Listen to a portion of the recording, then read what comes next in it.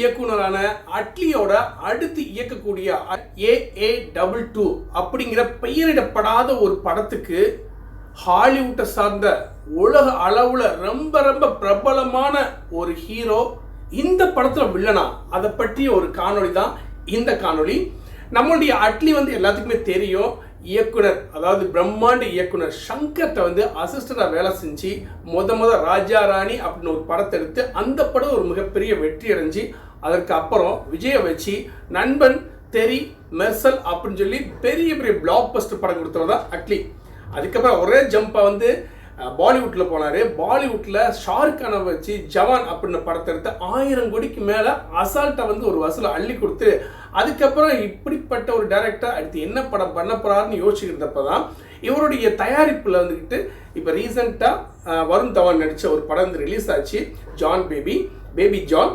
அந்த படம் பாத்தீங்கன்னா அந்த அளவுக்கு தமிழ்ல எடுக்கப்பட்ட படம் தான். தெரியோட ரீமேக் மாதிரி தான் எடுத்தாங்க. ஆனால் அந்த படம் அந்த அளவுக்கு பெரும் வெற்றி அடையல. இப்போ அட்லி இயக்கிக்கிட்டு இருக்க படம் தான் AA22. அல்லு அர்ஜுனை வச்சு ஒரு மிகப்பெரிய ஒரு பிரம்மாண்ட நிறுவனமான தயாரிப்பு நிறுவனமான சன் பிக்சர்ஸோட சேர்ந்து கிட்டத்தட்ட ஒரு 800 கோடி ரூபாய் செலவுல ஒரு படத்தை எடுத்துக்கிட்டு இருக்காரு. இந்த படத்துக்கு அல்லு அர்ஜுன் 3 வேடங்கள் நடிக்கிறாரு.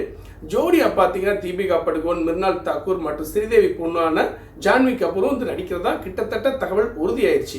இந்த திரைப்படத்தை அவதார் திரைப்படம் எடுத்தாங்க இல்லையா, நம்ம பார்த்து மிரண்டு போனோம் இல்லையா, அவதார் எடுத்த மாதிரி ஒரு தனி உலகத்தையே கிராஃபிக்ஸ் காட்சிகளால் உருவாக்குறது மாதிரி ரீசெண்டாக ஒரு வீடியோ ரிலீஸ் ஆச்சு. அதை பார்த்து ரொம்ப பிரமிச்சு போனோம். அந்த மாதிரி கிராஃபிக்ஸ், CGI, VFX அப்படின்னு சொல்லி மிரட்டிக்கிட்டு இருக்காங்க. அந்த அவதாரத்தில் ஒர்க் பண்ண மிகப்பெரிய அளவில் புகழ்பெற்ற பெரிய மாஸ் ஹிட் கொடுத்த ஹாலிவுட் படங்களுக்கு ஒர்க் பண்ணக்கூடிய VFX கம்பெனி தான் அட்லி இயக்கக்கூடிய இந்த திரைப்படத்துக்கு பணியாற்ற போகிறாங்க. இந்த நிலைமையில படம் சிறப்பாக வரணும் அப்படிங்கிறதுல இது கிட்டத்தட்ட ஒரு சூப்பர் ஹீரோ இல்லாட்டினா ஒரு ஃபேண்டசி, ஒரு சயின்ஸ் ஃபிக்ஷன், sci-fi மூவி மாதிரி தான் ரெடி பண்ணிக்கிட்டு இருக்காங்க, உருவாக்கிட்டு இருக்காங்க. இப்போ என்ன ஒரு முக்கியமான செய்தினா, இந்த திரைப்படத்தில் கண்டிப்பாக சன் பிக்சர்ஸ் 800 கோடி ரூபா போட்டு செலவு பண்ணுறாங்கன்னா படம் எந்த அளவுக்கு ஒரு பிரம்மாண்ட வெற்றி கொடுக்கணுங்கிறது முக்கியமாக கவனமாக இருப்பாங்க. இந்த திரைப்படத்துக்கு வில்லனை யாரை போடலான்னு பார்க்குறப்ப ஹிந்தியில் போனீங்கன்னா நம்ம ஷாருக் கான், சல்மான் கான் அப்படிங்கிறத யோசிக்கிற அட்லி அதை தாண்டி ஹாலிவுட்டில் இருக்கக்கூடிய நம்ம வில் ஸ்மித், ராக் இவங்களை தான் இந்த படத்தில் வில்லனா போடணும்னு சொல்லி அடம் பிடிச்சிட்டு இருக்காங்க. அதற்கான பேச்சுவார்த்தையும் நடந்துக்கிட்டு இருக்கு, கிட்டத்தட்ட உறுதி செய்யப்பட்டிருக்கான்.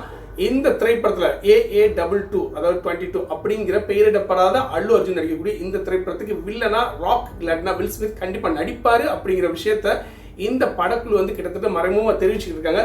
கூடிய சீக்கிரம் இது உறுதியாச்சுன்னா உண்மையிலேயே நம்மளுடைய இந்திய திரைப்படம் இப்போலாம் ஹாலிவுட் லெவலில் உலகம் ஃபுல்லாக கண்டிப்பாக ராக்குக்காகவும் வில் ஸ்மித்காகவும் பார்ப்பாங்க. அந்த திரைப்படத்தின் மூலமாக கண்டிப்பாக நம்முடைய தமிழ் இயக்குனரான அட்லி ஒரு மிகப்பெரிய பிரம்மாண்ட இயக்குனரின் உதவியாளராக இருந்தவர்.